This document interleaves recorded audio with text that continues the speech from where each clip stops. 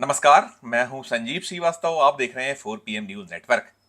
मध्य प्रदेश विधानसभा में नेता प्रतिपक्ष और कांग्रेस के वरिष्ठ विधायक उमंग सिंघार ने मध्य प्रदेश के पूर्व मुख्यमंत्री दिग्विजय सिंह और मध्य प्रदेश कांग्रेस कमेटी के पूर्व अध्यक्ष अरुण यादव को मुश्किलों में डाल दिया है।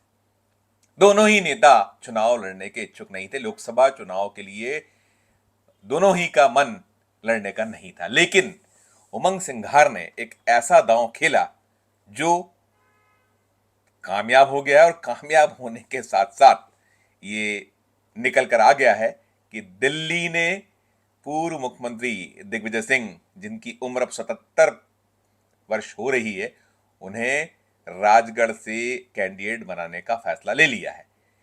ये वीडियो जब आपके हाथों में हो, संभवतः तब तक कांग्रेस की लिस्ट मध्य प्रदेश के जो बचे हुए उम्मीदवार हैं तब तक आ चुकी होगी। और एक और जो दिलचस्प मूव है कांग्रेस की ओर से, वो मूव होने जा रहा है गुना शिवपुरी सीट, जहां ज्योतिरादित्य सिंधिया भारतीय जनता पार्टी के टिकट पर चुनाव मैदान में, वहां से पीसीसी के पुराने चीफ अरुण यादव को टिकट दिया जा रहा है। तो दोनों ही नेताओं के साथ साथ लगभग बचे हुए जो उम्मीदवार हैं, 18 उम्मीदवार हैं, उनमें ज्यादातर को लेकर पार्टी आज शाम तक अपने प्रत्याशियों का ऐलान कर सकती है। और आलम यह है, दिग्विजय सिंह आज भोपाल में थे और जब भोपाल में पत्रकारों से रूबरू हुए तो उनसे पूछा गया राजगढ़ को लेकर, उन्होंने कहा कि मैं सिपाही हूं पार्टी का और पार्टी जो आदेश देगी वो करूंगा। उन्होंने ये तो साफ साफ नहीं खोला या बताया कि उनका टिकट पक्का हो गया है और वे चुनाव लड़ने को तैयार हैं। उनका कहना था कि पार्टी का आदेश होगा तो सिर माथे पर होगा। जो एक, चाहे वो बीजेपी हो, कांग्रेस हो या अन्य दल हो, जो ऐसे नेता कार्यकर्ता होते हैं जिनका एक आम जुमला होता है कि वे तो सिपाही हैं, वैसा ही कुछ अंदाज दिग्विजय सिंह का था। और दिग्विजय सिंह भोपाल में प्रेस कॉन्फ्रेंस करने के बाद, बातचीत करने के बाद राजगढ़ के लिए रवाना हो गए। दिग्विजय सिंह ने आखिरी चुनाव राजगढ़ से 1991 में लड़ा था। 1991 में वे सांसद हुए थे राजगढ़ के, और इसके बाद 1993 में वे कांग्रेस की सत्ता बनवाने में मध्य प्रदेश में सफल हो गए थे। मध्य प्रदेश कांग्रेस कमेटी के अध्यक्ष थे उस वक्त दिग्विजय सिंह, और उन्हीं की अगुवाई में चुनाव लड़ा गया था। सुंदरलाल पटवा पूर्व मुख्यमंत्री थे, जिनके मुकाबले के लिए दिग्विजय सिंह को कांग्रेस ने चुना था। और एक लंबा वक्त हो गया है, अब लगभग 33 साल हो गए हैं। 33 साल पुरानी वो बात है जब दिग्विजय सिंह राजगढ़ से निर्वाचित हुए थे और उसके बाद 1993 में जब उन्होंने पटवा की अगुवाई वाली बीजेपी को मध्य प्रदेश में शिकस्त दी थी, और मध्य प्रदेश छत्तीसगढ़ तब एक था, 320 सीटों वाला सदन विधानसभा का हुआ करता था, छत्तीसगढ़ मध्य प्रदेश राज्य एक था। तब दिग्विजय सिंह सफल हुए तो उन्होंने राजगढ़ के जो सांसद पद से इस्तीफा दिया था, और इस्तीफे के बाद 1994 में एक उपचुनाव हुआ था इस सीट के लिए, राजगढ़ के लिए, और दिग्विजय सिंह के अनुज लक्ष्मण सिंह इस सीट से जीतने में सफल हुए थे।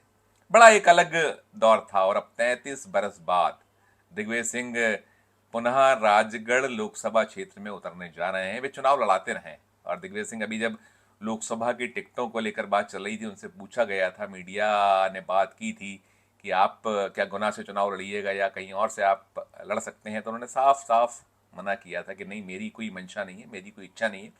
राज्यसभा में हूँ और अभी मेरा जो कार्यकाल है बचा हुआ है, पर्याप्त कार्यकाल है, और मैं वहीं रहना पसंद करूंगा। लेकिन हुए वही जो राम रचि रखा, कुछ वैसा ही मसला मामला है। ऐसे ही अरुण यादव की कहीं मंशा नहीं थी। वे तो यदि टिकट चाह भी रहे थे तो वो अपनी पुरानी पारंपरिक सीट खंडवा चाहते थे, लेकिन निकल कर तो अभी यही आ रहा है कि उन्हें गुना से पार्टी प्रत्याशी बना रही है।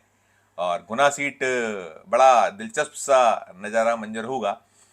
2019 के चुनाव में ज्योतिरादित्य सिंधिया इस सीट को कांग्रेस के टिकट पर लड़े थे, यही अरुण यादव उनका प्रचार करने भी गए थे। उस क्षेत्र में पहुंचे थे अरुण यादव, दिग्विजय सिंह, सभी ने प्रचार किया था सिंधिया के लिए।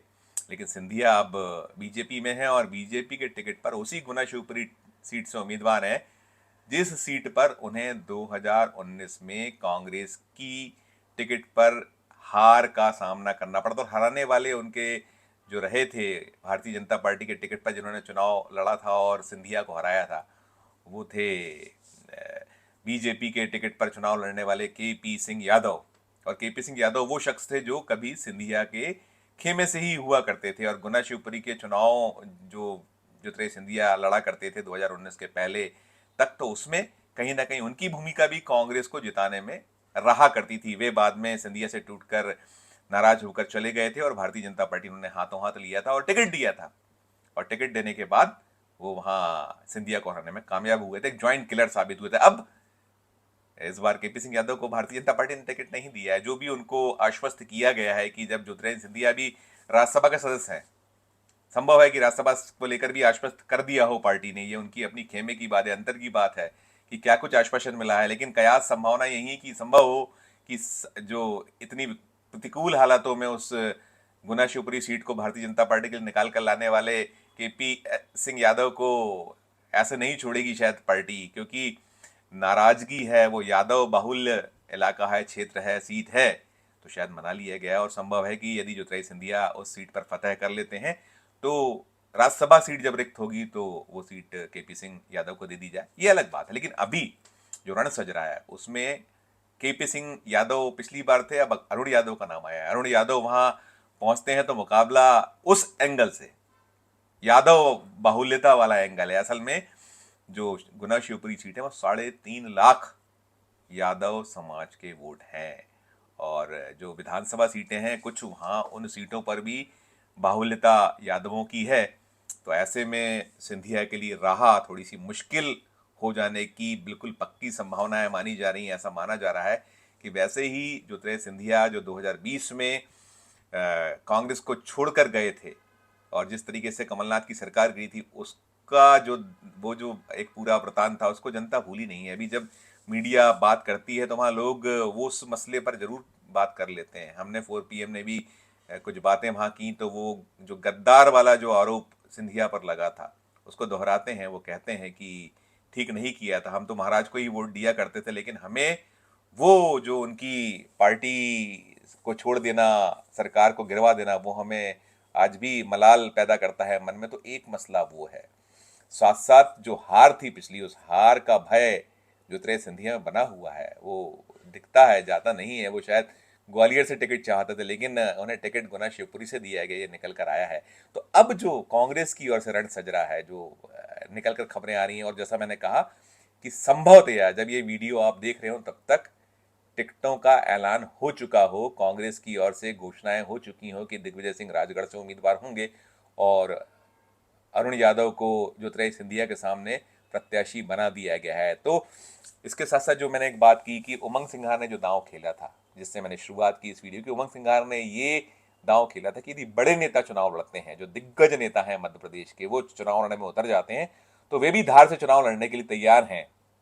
उन्होंने जीतू पटवारी का भी नाम लिया था, उनका बयान आया था कि दिग्विजय सिंह, जीतू पटवारी, अरुण यादव और ऐसे जो फहरिस्त है मध्य प्रदेश कांग्रेस के नेताओं की कि वे चुनाव लड़ें तो मैं भी लड़ जाऊंगा। हालांकि अब ये निकल कर सामने आया है कि जो जीतू पटवारी हैं उन्हें टिकट नहीं मिल रहा है, वे चुनाव लड़ाने का काम करेंगे और खुद या स्वयं उमंग सिंघार हैं, वे भी अपनी पार्टी के लिए पूरी 29 सीटों पर जो पसीना बहाना है। हालांकि अभी जो इस बार 29 की जगह 28 सीटों पर कांग्रेस अपनी उम्मीदवार उतार रही है। एक सीट खजुराहो समाजवादी पार्टी को दी गई है। अभी तक जो कांग्रेस की ओर से उम्मीदवारों का ऐलान हुआ, 10 टिकटों का ऐलान हो चुका है, बची हुई 18 सीटें उसे घोषित करनी है। उधर समाजवादी पार्टी का प्रत्याशी भी अभी खजुराहो से सामने आना है।